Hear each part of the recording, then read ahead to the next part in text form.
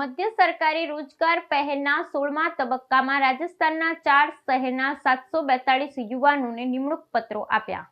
મધ્ય સરકારી રોજગાર પહેલના 16મા તબક્કામાં રાજસ્થાનના 4 શહેરોમાં 742 યુવાનોને નિમણૂક પત્ર આપ્યા।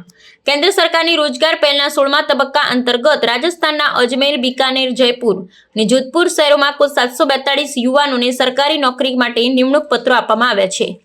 જયપુરમાં આયોજિત વિશેષ કાર્યક્રમમાં કેન્દ્રીય મંત્રી ભૂપેન્દ્ર યાદવે નવા નિમણૂક પામેલા યુવાનોને નિમણૂક પત્રો આપ્યા અને તેમની નવી જવાબદારી માટે શુભેચ્છાઓ પાઠવી।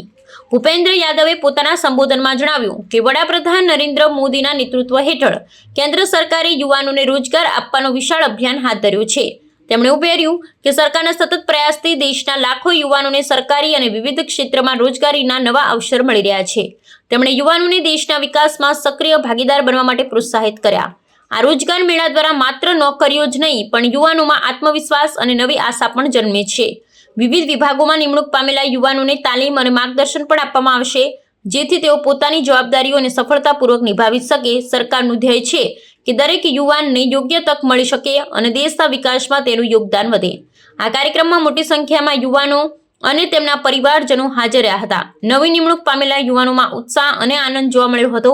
કેન્દ્ર સરકાર આવા પ્રયાસોથી યુવાનોને રોજગારની નવી દિશા મળી રહી છે અને દેશના વિકાસના માર્ગે મહત્વપૂર્ણ પગલાં ભરાઈ રહ્યા છે।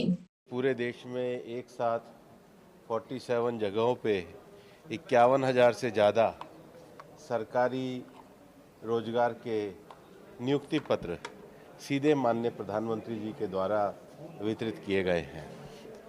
केंद्र में मोदी जी के नेतृत्व में लगातार नौकरियों के सृजन का विषय आगे बढ़ता रहा है। माननीय प्रधानमंत्री जी के संबोधन में भी उन्होंने विशेष रूप से देश के नौजवानों से विकसित भारत में योगदान देने का आह्वान किया।